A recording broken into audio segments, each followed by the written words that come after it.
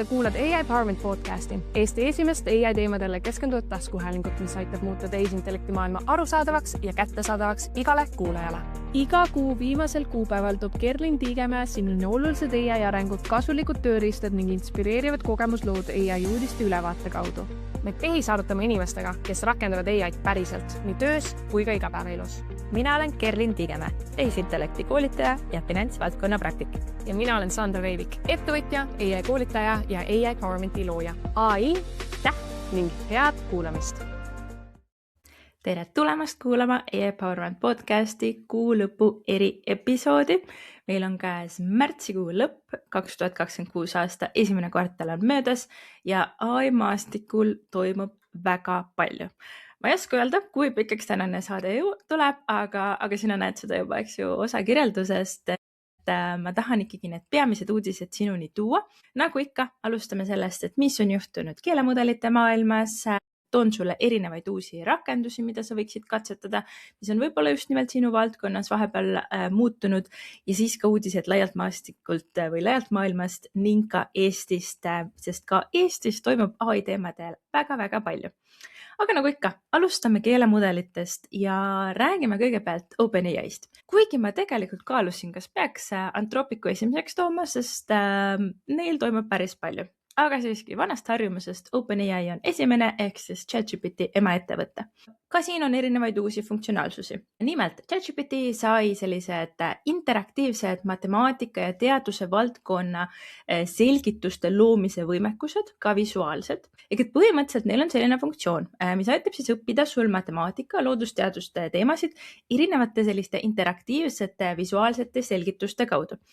Kui sa küsid näiteks Pythagorase teoreemi kohta või ideaalse gaasiseaduse kohta, siis ChatGPT vastamise ajal genereerib sulle sellise visuaalse graafiku ja sina saad seal neid valemite muutujaid muuta, pilt muutub kohe reaalajas ehk et päris hea selline pisikene funktsionaalsus, aga võimaldab õppimise teekonda jällegi lihtsamaks teha.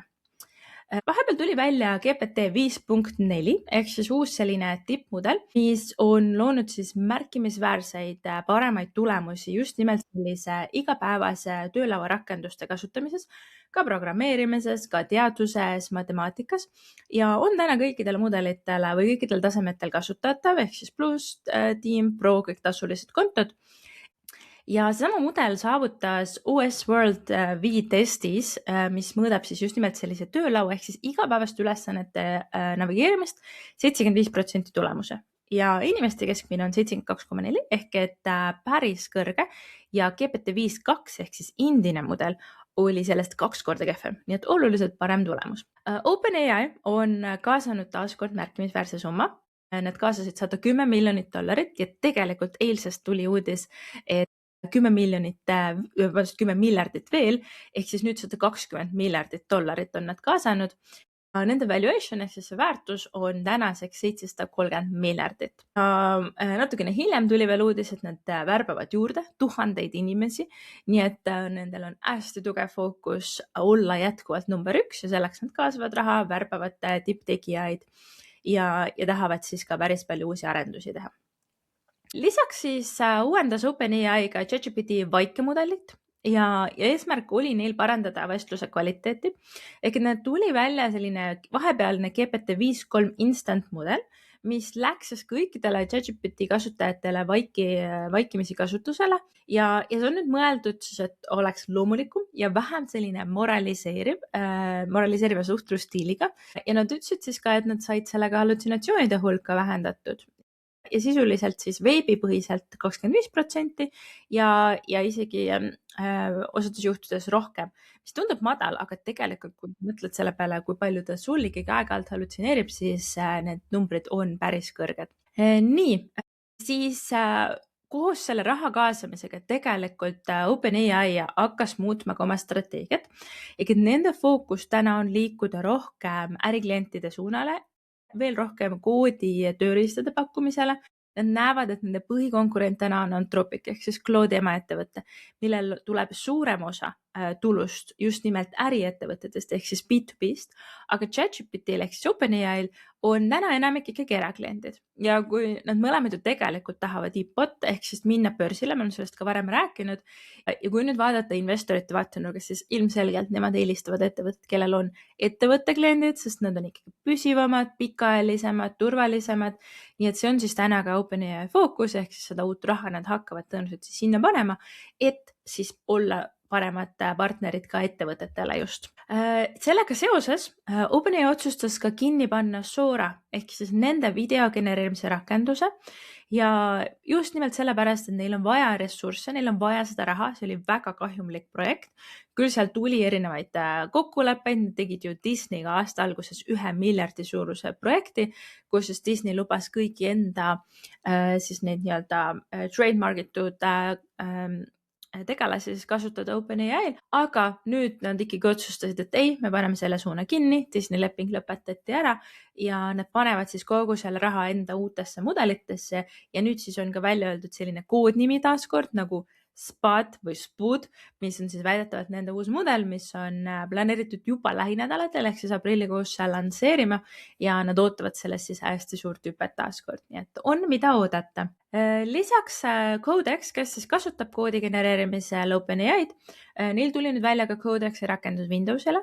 Põhimõtteliselt sul on seal selline sandbox keskkond, sa saad lasta agentidel töötada otse siis erinevates Windowsi spetsiifilistes arenduskeskkondades ja põhimõtteliselt sul on siis ligipääs selline lokaalsele süsteemile, et kirjutada, testida, käivitada koodi ilma sellist põhilist keskkonda ohustamata. Ja Codexiga seoses tuli neil ka Codex Security tööriist, mis aitab arendajatel leida ja parandada sellise koodi kirjutatud haavatavusi, skaneerida erinevaid koodirepositooriume ja järjestades siis neid vigu just nimelt tõsiduse ja keerukuse järgi. Väga palju räägitakse sellest, et kuidas me ikkagi kontrollime, kuidas me valideerime, et numbrid õiged on, siis see on just nimelt üks uus tööriist, mida siis nüüd uued rakendused või arendajad proovivad siis pakkuda. Näiteks Lovable on üks vibe codingu põhilistest tööriistadest, ka nendel on tulnud järjest erinevaid security või turvalisuse funktsionaalsusi juurde, just nimelt sellepärast, et väga paljud kasutajad, kes ei ole arendajad, ehitavad rakendusi ja nad ei mõtle turvalisuse peale. Aga liigume nüüd Anthropicu juurde.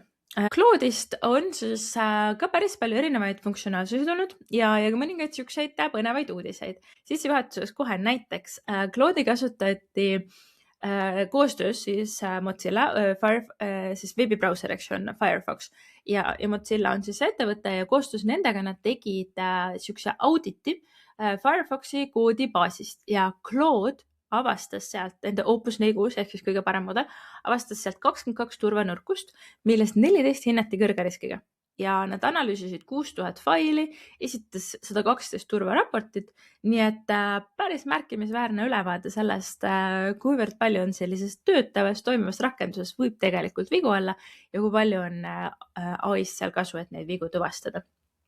Mis nad veel tegid? Tulid välja sellise funktsionaalsuse, kui sa kasutad näiteks Claude Code'i ehk siis nende seda arendustööriista, siis nüüd sul on võimalik seda juhtida, siis mitte enam oma arvutist, vaid ka oma telefonist.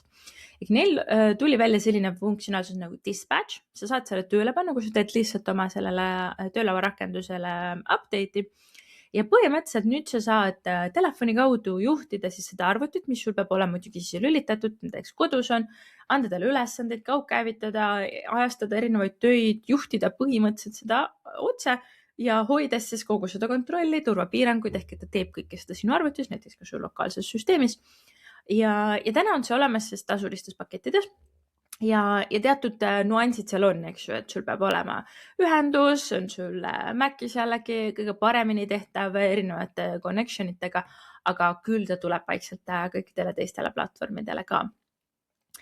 Siis üks põnev uudis oli näiteks selline, et Claude pani kinni oma ühe vana mudeli Opus 3, aga nad andsid talle võimaluse kirjutada blogi, mis on päris huvitav, sest Anthropicu juht on ju ka öelnud seda, et vaikselt hakkab tema nende mudelitele tulema siis siuke isiksus, eks ju, neil on kuidagi tunded ja igasugu põnevaid lugusid on räägitud sellest ja nüüd siis otsustasid, et et siis Claude Opus 3 saab 3 kuu jooksul kirjutada esseesid.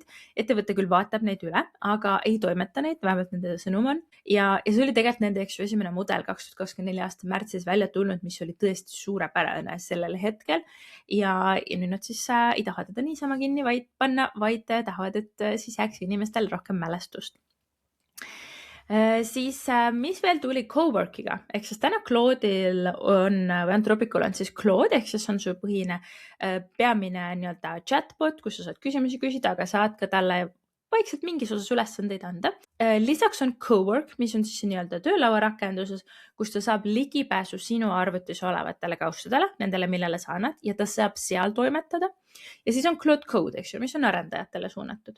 Ja nüüd Coworkil tuli ka uuendus, ja nad lisasid sinna 10 osakonnale mõeldud eelhääldastatud AI-agenti ja uusi ühendusi Google Workspace'iga, DocuSign, erinevate siis tööriistadega, kus siis nüüd see Claude Cowork võimaldab ettevõttel luua siis erinevaid agentide setup'e, ülesehitusi, hallata kõiki neid ligipääsusi, kes kuhu sisse saab. Ja sul on võimalik liidestada nii Exceli, PowerPointiga, ehk sa saad tekitada justkui endale alternatiivse töötaja, kellele sa annad erinevad siis sellised eelhäälestatud ülesanded ja ta juba on teatud funktsionaalsustega, mis tähendab, et sul ei ole vaja teda nii palju õpetada. Siis mõned süüdistused siin liikusid ka. Anthropic süüdistab Hiina laboreid, see ei ole üldse esimene kord.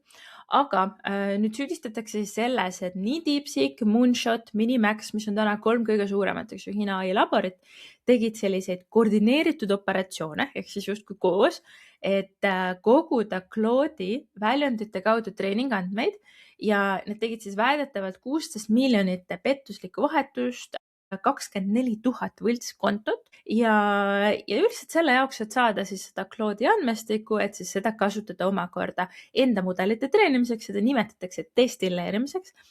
Ja teatud juhtudel on see lubatud osadel mudelitel, aga Claude'il täna sellistel tingimustel ei ole lubatud. Ega otseselt sa seda aru ei saa, aga eks ikkagi, kui see on ikkagi väga pikalt ja selliselt koordineeritud, siis see tuleb välja. Ja põhimõtteliselt Anthropic ongi öelnud, et tema kutsub siis üles, et valitsused, tööstused, kõik teeksid koostööd, reageeriksid sellele. Samamoodi on seda OpenAI varasemalt öelnud, aga ega selle vastu väga raske midagi teha, eks just Hiina toimetab ikkagi enda moodi. Aga vähemasti on seda välja toodud ja eks nad siis ole näha, mis nad sealt siis sellest järeldavad. Nüüd, kuna ma mainisin, et OpenAI täna vaikselt, aga hakkab siiski Anthropicule alla jääma. Mina tean ka väga palju inimesi, väga palju AI-eksperte, kasutajaid, kes liiguvad OpenAI'st ehk siis ChatGPT pealt Claude'i peale.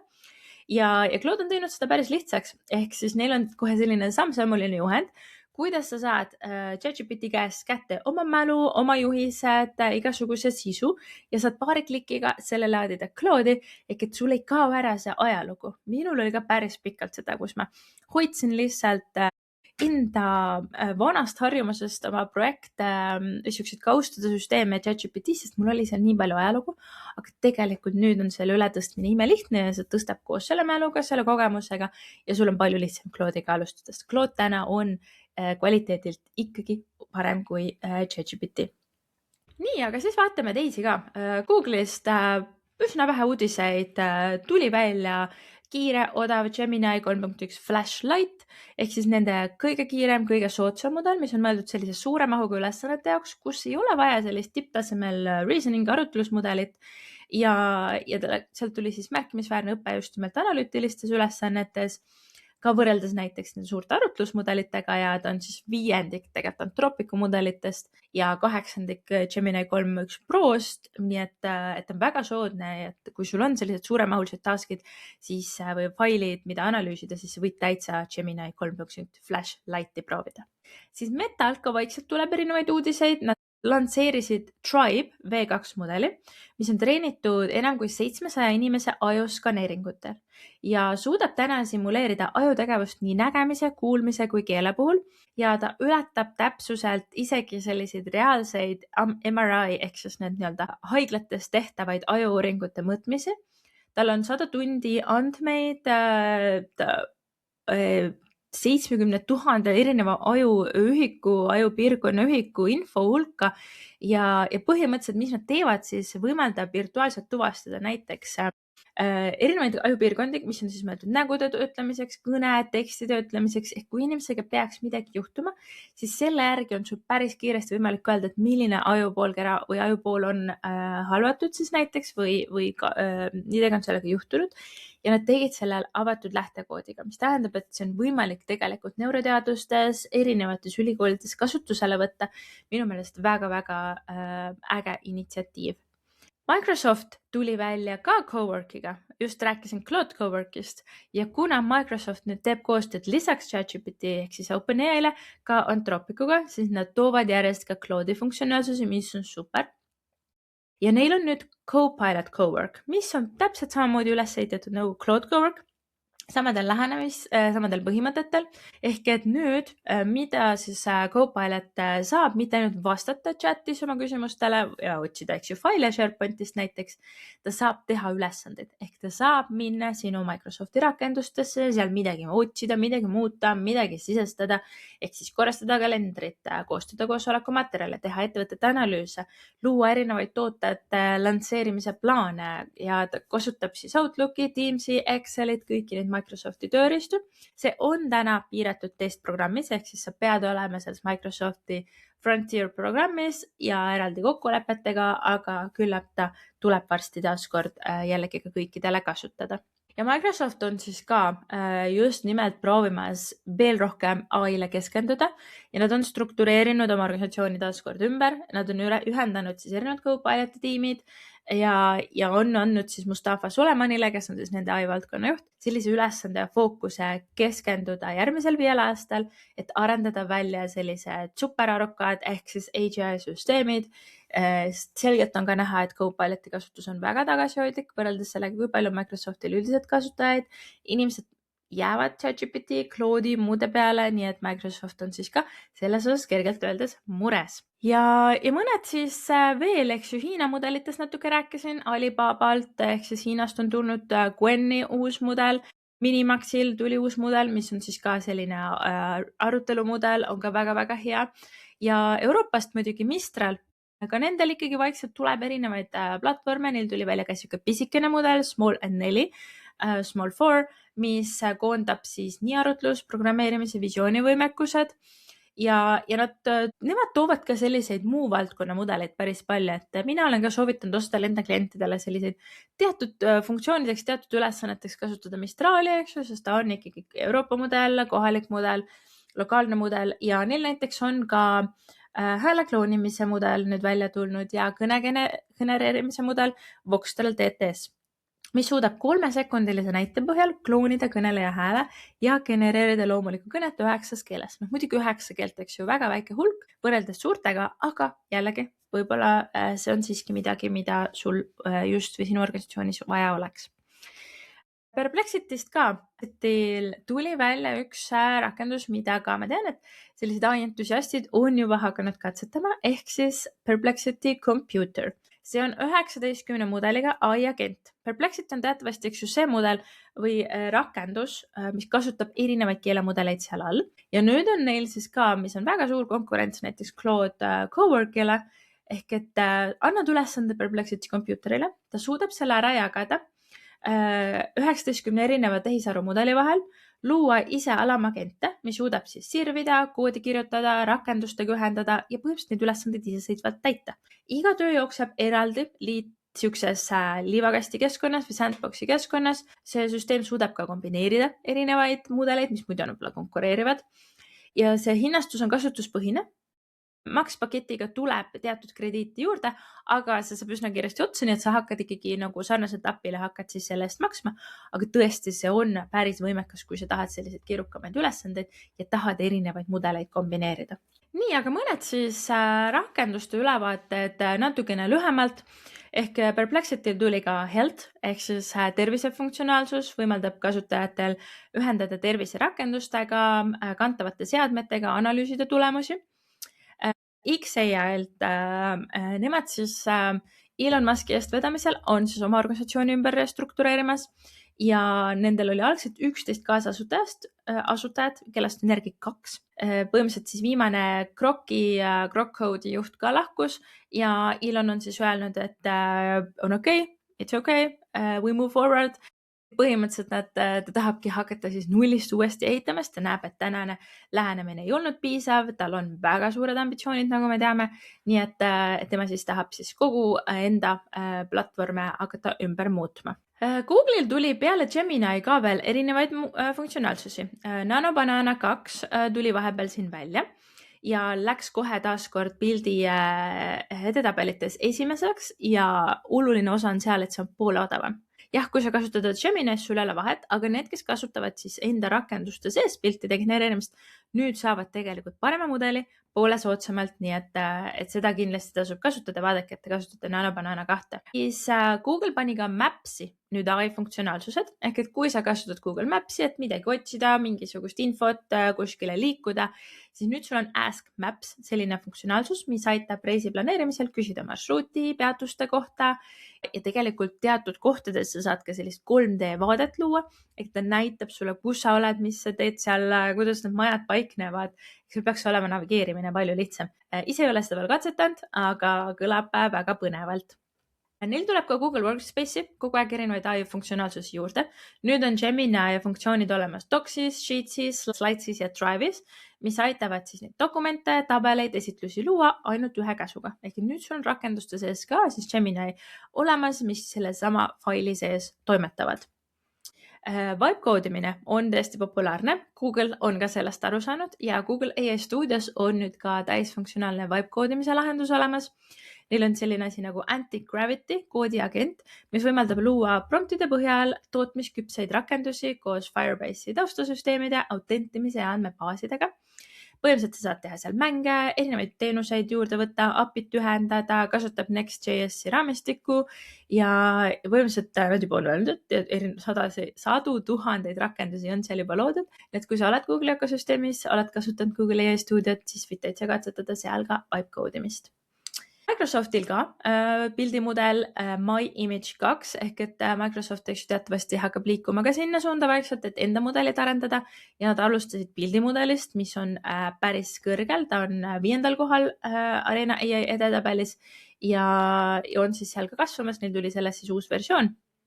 Nii et Microsoft ka liigub siis sinna suurte tegijate hulka. Siis tervisest rääkisime Perplexity puhul, eks ju, ka Amazonil on terviseassistent Health AI, mis samamoodi loeb siis erinevaid meditsiinilisi andmeid. Mäletate, siis OpenAI ehk ChatGPT oli esimene, aga nüüd järjest kõik on siis seda sama teekonda käimas. Nüüd piltidest veel tuli välja Luma AI uus pildimudel, mis töötleb teksti ja pilte ühes süsteemis. Ehk siis ta mõtleb enne, kui ta loob, võimaldab luua selliseid keerukamaid visuaale, luua väga head infograafikat, nii et võite seda katsetada.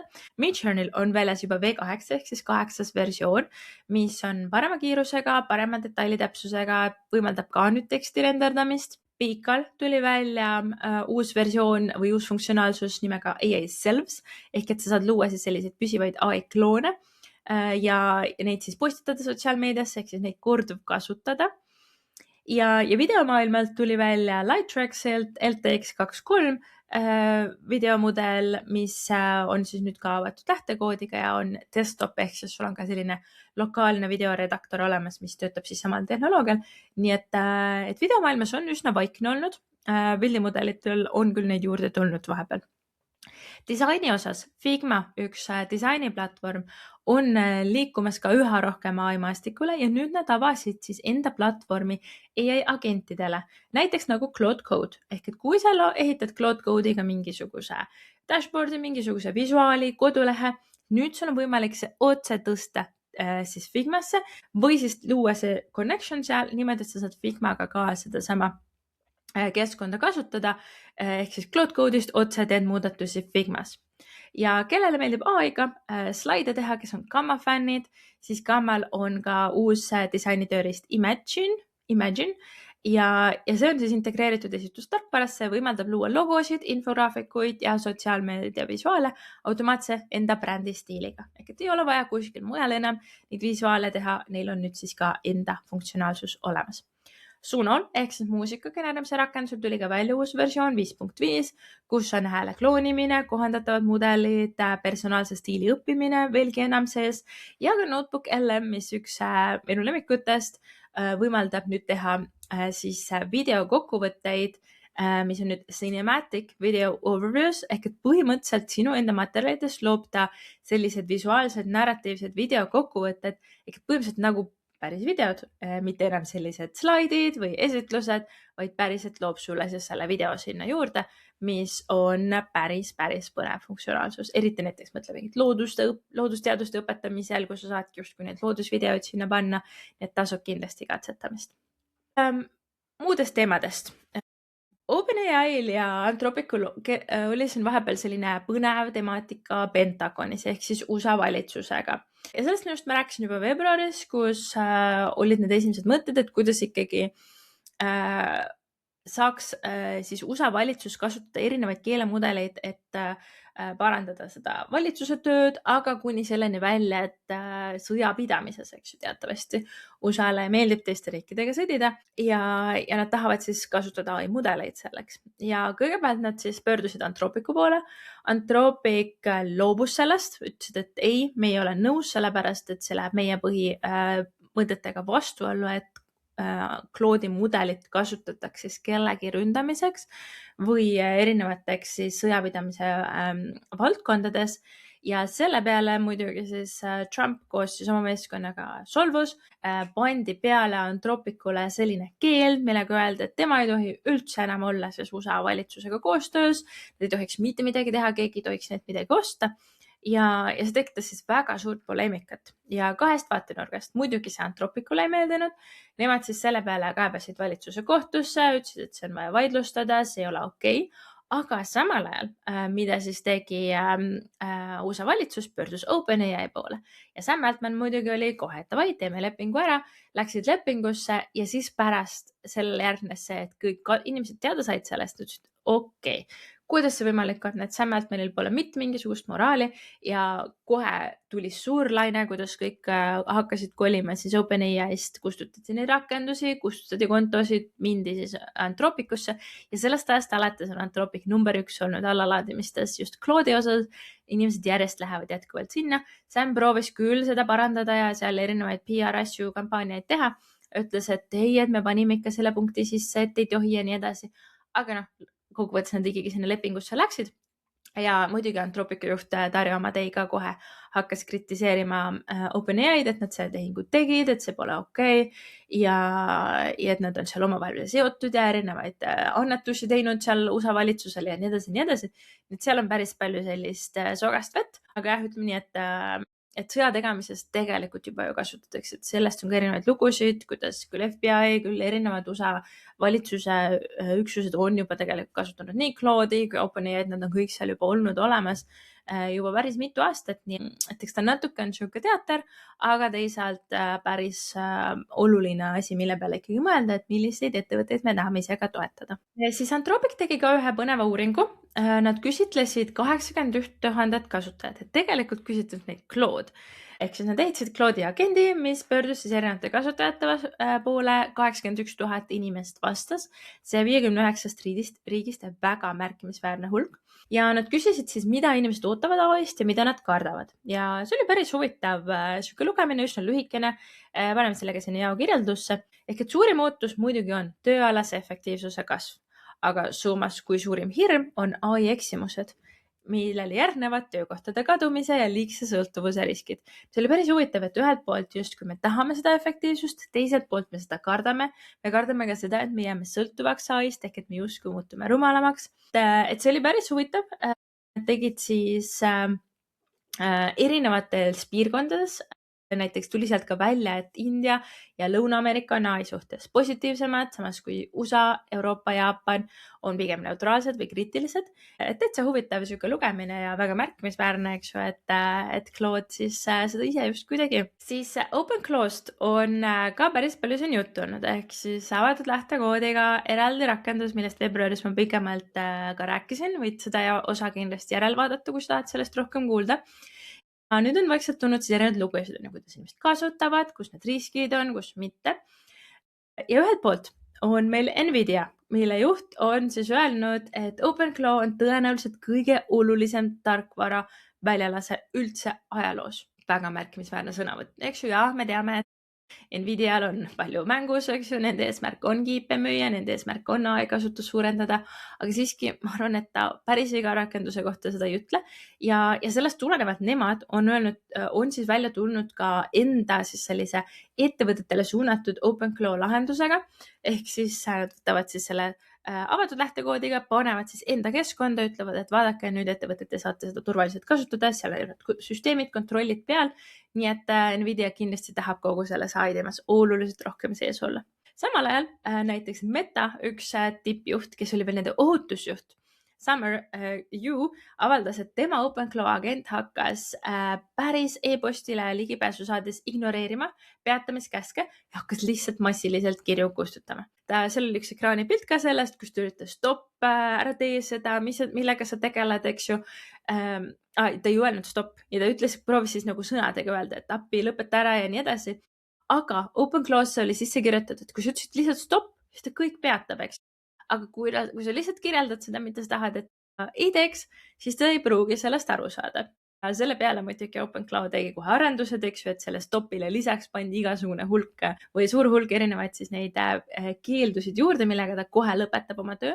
Aga see on päris oluline osa, eks ju, et kui te ka katsetate, nii nagu ma eelmine kord rääkisin, kui sa annad ligipääsu nii Cloud Code'ile või muudele rakendustele, mis saavad sinu arvutis toimetada, siis palun tee koopiad, palun vaata, kuhu sa need ligipääsud annad, sest kui ta need ära kustutab, tõenäoliselt ta kustutab need trashist igalt poolt ja sul ei jää jälge maha ja siis sa oled lihtsalt oma infost ilma. Aga sellel vaatamata muidugi, seal on ka palju kasutusjuhte, mis sind kindlasti edasi aitavad. Sarnasel teemal tuli uudis ka Amazonist ja Amazon kehtestas sellise 90-päevase koodi turvalisuse programmi pärast seda, kui AI-ga seotud muudatusid põhjustasid süsteemirikke, mille tõttu jäi ühe päevaga täitmata umbes 6 miljonit tellimust. Amazoni jaoks mõtlete, mis nende platvormil toimub ühest päevast, või päris märkimisväärne tulu, eks ju, või käibe kukkumine, mis ära jääb. Põhimõtteliselt olukord oligi selles, et AI poolt muudeti koodi, see pandi laivi ilma selleta, et päriselt kontrollitaks või testitaks seda ja kui sa oled seal laivi pannud, siis on päris keeruline seda tagasi pöörata, seda viga sealt otsida ja põhimõtteliselt juhtuski süsteemi rike, millele jälile ei saadud ja nende ühe päeva siis müük oli põhimõtteliselt olematu ja peale seda nad ütlesid, et ei, nüüd on meil väga konkreetsed sammud, mis on vaja teha, enne kui me mingisuguseid uusi koodiarendusi laivi paneme. Nii et jällegi tasub ka selle peale mõelda, et millised protsessid sul on, kuivõrd sa võtad seda AI kasutusele arendamiseks, kas sa valideerid testid, kindlasti, et sul on see sandbox, et sa ei tee neid live keskkonnas ja nii edasi. Et need on teemad, mille peale tuleb täna mõelda. Nii, siis mõned pealkirjad veel muust maailmast ja siis liigume veel Eesti teemadesse ka juurde. Burger King võtab kasutusele AI, mis hindab töötajate viisakust, ehk siis juturobot, mis integreeritakse töötajate peakomplekti ja aitab nii toidu valmistamiseks kui ka hindab kliendisuhtluse sõbralikkust. Gucci avaldas Milano moenädala eel sellise debüütshow Primavera kampaania ka tehisaruga loodud reklampildid ja nad märkisid küll ära, et jah, see on AI-ga loodud, aga ikkagi sotsiaalmeedias järgnes täielik pahameel, boikoti ähvardused, et fännid ikkagi ütlevad, et kui sa oled luksusbränd, siis justkui sul ei ole õigust AI-d kasutada. Igaühe enda otsustada, eks ju. Netflix ostis ära Ben Afflecki AI-filmi firma, ma ei teadnudki kusjuures, Ben Affleck on siis üks USA kuulsamatest näitlejatest, tema lõi juba 2022 AI-l põhineva filmitehnoloogia iduettevõtte ja nüüd nad lähevad siis koos Beniga 16 töötajaga Netflixi alla ja eesmärk on hakata AI abil siis veel rohkem filme looma. McKinsey jäi uudistesse ilma sellega, et neil oli ka turvaauk, AI-vestlusroboti turvaauk ja üks turvafirma muidugi kasutas ära seda enda brändinguks, aga teatas, et nende AI-agent pääses vähem kui 2 tunniga ligi McKinsey sisemistele failidele läbi nende AI-vestlusroboti Lilly. saades siis lugemisõigused, kirjutamisõigused andmebaasidele, seal olid erinevad konfidentsiaalsed vestlused, kliendifailid, kasutajakontod. Nii et jällegi üks oluline osa sellest, et kui sul ei ole turvalised süsteemid, siis üks on jah see, et sul on andmeleke, aga teisalt ka see maineleke, et kui palju sellest räägitakse peale seda. Rakenduste ülevaade ka. A16Z, üks riskikapitalifirma, iga aasta teeb sellist consumer tarbijate AI toppi. Ja seal on siis jätkuvalt tuleb välja, et kõige populaarsem on ChatGPT, neil on üle 900 miljoni iganädalase kasutaja, aga konkurendid Claude ja Gemini on väga palju kasvanud, nende tasuliste kasutajate arv on kasvanud mitusada %. Ja esmakordselt olid seal topis ka sellised rakendused, millel on AI funktsionaalsused, ehk et nad ei ole full AI native, aga seal on Canva, CapCut, Notion, Grammarly, kõik need rakendused, mida mina ka alati enda koolitustel ja ettevõtetes soovitan, ehk et need on need, mis üha rohkem AI-d enda sisse võtavad ja pakuvad sulle siis seeläbi paremat teenust. Euroopa Liidu poole pealt tuli just kuu lõpus teavitus Euroopa Parlamendist. Kirjutasin sellest ka enda LinkedInis lähemalt, saad sealt ka lugeda, aga Euroopa Parlament otsustas nüüd lõpuks pikendada HEACT-i ehk siis tehisintellekti määruse osasid tähtaegasid, millest on siin päris palju räägitud. Kõrge riskiga süsteemide vastavuse saamutamiseks on nüüd aega 2027 aasta detsembrini, et põhimõtteliselt tuli sinna ikkagi natukene aega juurde ja teatud toodetega seotud lahendustele isegi kuni august 2028. Samal ajal tuli juurde justkui piiranguid, ehk siis sellised lahendused nagu AI Nudifier, ehk siis rääkisin siin ka mõni aeg tagasi sellest, et Grok võimaldab teha inimestest alasti versioonis pilte, siis need on nüüd näiteks Euroopa Liidu tehisintellekti määrusega keelatud, et Euroopa Liidus selliste lahendust ei tohiks üldse kasutada, mis on väga teretulnud tegelikult. Nii, aga võtangi viimase teemana ette nüüd Eestist uudised. Erinevaid siis rakendusi, erinevaid niisuguseid funktsionaalsusi, tooteid, teenuseid on ka siin tulemas. Näiteks riik käivitas tehisaru lahenduste hindamise täisteenuse. Nimelt Justiitsdigiministeerium käivitas asutustele sellise teenuse, mis võimaldab hinnata tehisaru lahenduste vastavust Euroopa Liidu tehisintellekti määrusele, andmekaitse põhimõtetele, eetiliste standarditele ja hõlmab siis õiguslikku, tehnilist, andmepõhist, reaalelulist valideerimist. Seal on siis erinevad ettevõtted ja asutused on kaasatud, sealhulgas Haire, Andmekaitse Inspektsioon ja nii edasi. Ja see on mõeldud siis avalikule sektorile, VKE-dele tasuta, suurettevõtetele kokkuleppel. Nii et tasub kindlasti lugeda, ma panen selle lingi ka jaokirjeldusse juurde, kui sa tahad siis mõnda rakendust või AI-funktsionaalsust suuremas mahus oma organisatsioonis juurutada. Ja sul endal ei ole seda kompetentsi, et neid kontrolle teha, siis on võimalik nüüd riiklikult selles osas abi saada. Hilde, mis on keeletehnoloogia ettevõte, töötas Euroopa Komisjoni tellimusel välja 30 miljardi parameetriga tehisaru baasmudeli Hilde Open, mis toetab 34 Euroopa keelt ja suudab kvaliteetselt konkureerida ka ChatGPT-ga, mis on temast mitukümmend korda suurem. Ja see on treenitud sadade miljardite sõnade pealt ja seda saab juurutada Euroopa serverites või koha peal. Kontroll on sinu andmete säilitamise osas, nii et kui sul on vaja tõlkida suurimahulisi andmeid, siis tasub seda katsetada. Siis jäi silma üks huvitav eksperiment ka ühest podcastist, Lühikesed jalad, kus Sigrid Suppi tegi siis eksperimendi, kus ta lõi 22-aastase majandustudengi Loora ja hakkas suhtlema 3 erineva juturobotiga. Ja eesmärk oli siis aru saada, kuidas Grok, Gemini ja ChatGPT sellisesse suhtlusesse suhtuvad. Ja tegelikult päris kiiresti läksid need vestlused väga siukseks intiimseks, romantiliseks. Botid hakkasid kirjeldama erinevaid stseene, mida nad teeksid, kes, kuidas, kellel reageeris, kes muutus armukaadedeks ja nii edasi. Tegelikult me oleme siin varem rääkinud nendest tehisaru kaaslastest ja jätkuvalt need mudelid on väga-väga mõjutatud sellest. Nii et jälgige, mida teevad teie lapsed, mismoodi need suhtlused käivad, et siin on neid lugusid ikkagi, kus väga minnakse sisse sinna AI vestlustesse ja hakkab tegelikult see reaalsustaju ära kaduma. Need mudelid on hästi-hästi kasutajatele meele järgi, nii et tasub nende teemade peale mõelda. Mina ise andsin paar artiklit ka raamatupidamise teemadel ja rääkisin sellest, et kuidas AI hakkab raamatupidajat mõjutama, alates sellest, et andmesisestust, kuidas lihtsamaid asju ära automatiseerida, kuni selleni, et tänased mudelid teevad väga-väga hästi analüüsi, on juba analüütiku CFO rollis ja Coworkiga sul on võimalik neid automatsioone üles ehitada. Ma panen ka need artiklid siia alla, need on tõesti kohad, kus ma näen, et finantsis on hästi suur hüpe tulnud viimasel paaril kuul ja siin on väga palju potentsiaali, kuidas AI saab organisatsiooni toetada edasi. Rääkisin siin Netflixist, siis ka Eestis on selline idufirma nagu Epic Frames, mis arendab platvormi, mis koondab filmitegijate ja visuaalse sisu loojatele mõeldud generatiivse AI tööriistad ühte voogu. Ehk et põhimõtteliselt sul on platvorm, kus sa saad nii planeerida, luua, eksportida ja see rakendus on Arseni Santashevi poolt ehitatud 9 kuuga üksi, kaasates siis suuri keelemudeleid ja see platvorm on käivitatud tänaseks. Seal on tehtud eeltööd erinevate stuudiotega, juba suur hulk kasutajaid on seal betas ja on juba esimesest päevast alates tulu hakanud teenima. Väga äge, ma loodan, et neil läheb hästi. Ma arvan, et selles videomaailmas on hästi palju potentsiaali. EIS on ehk siis ettevõtluse innovatsiooni sihtasutus avab nüüd kuni siis 3-aastastele ettevõtetele ehk siis uutele ettevõtetele starditoetuse ja nende taotluste esmast analüüsi hakkab tegema tehisintellekt. Ehk siis nad on võtnud AI appi siis enda protsessides. AI kiirendab menetlust, loomulikult see lõpliku otsuse, kas ja mis otsuse me teeme rahastuse kohta teevad EIS-i eksperdid, aga sisuliselt sul on ikkagi võimalik palju rohkem mahtu läbi töötada, kõik need eelmaterjalid, ülesanded on võimalik failid ära täita ja siis see spetsialist vaatab selle üle. Konverentsidest ka. Just oli IT-juhtide konverents, kus räägiti päris palju AI-st ja sellest on erinevaid kokkuvõtteid. Räägiti sellest, et vibe codimine on ülioluline, kuidas üldse AI mõjutab tehnoloogia juhtimist, milliseid küberriskidega tuleb arvestada.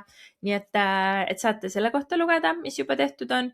Ja lisaks on tulemas ka siis Äripäeva AI konverents, kus ka mina ühe esinejana lavale astun ja seal on tõesti hästi ägelist esinejaid ja AI praktikuid sel korral, kes katavad siis kogu seda ahelat, et kuidas üldse AI juurutus käib, millega arvestada, mis hetkel vibe code'ida, mis hetkel võtta arendajad, kuidas seda väärtust hinnata. Ehk mina räägin sellest, et kuidas üldse aru saad, kas see on sulle kasulik või mitte, eks. Kus see väärtus tuleb sellest Copiloti kasutusest näiteks, eks ju. See on teema, mis on selle aasta hästi palju ettevõtetes fookuses.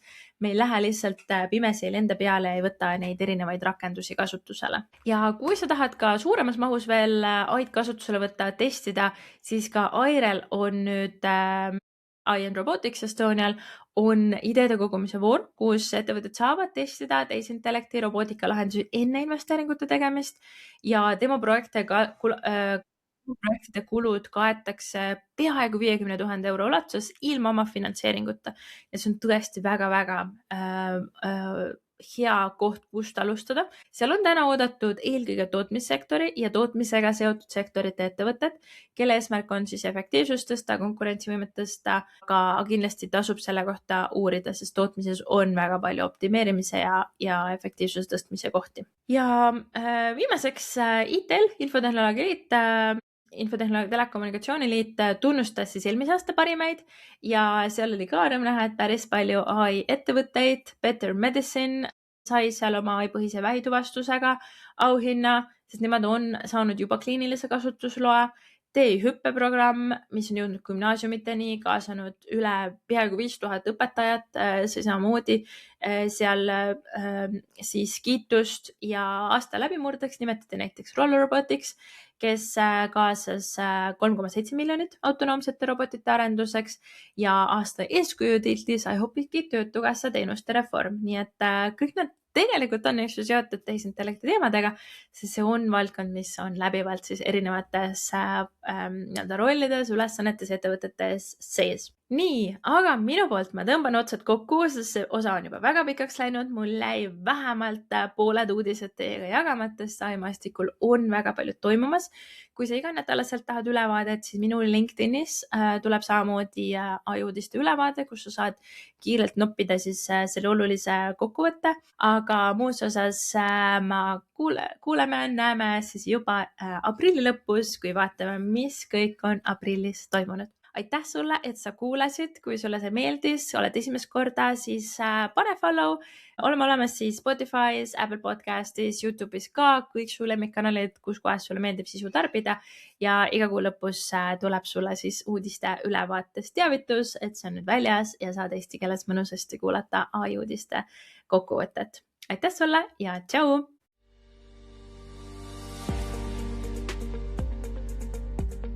täname Estonian Business Schooli, kes on meie ametlik tehniline partner ja pakub taskuhäälingute salvestamiseks professionaalset video- ja helistuudiot.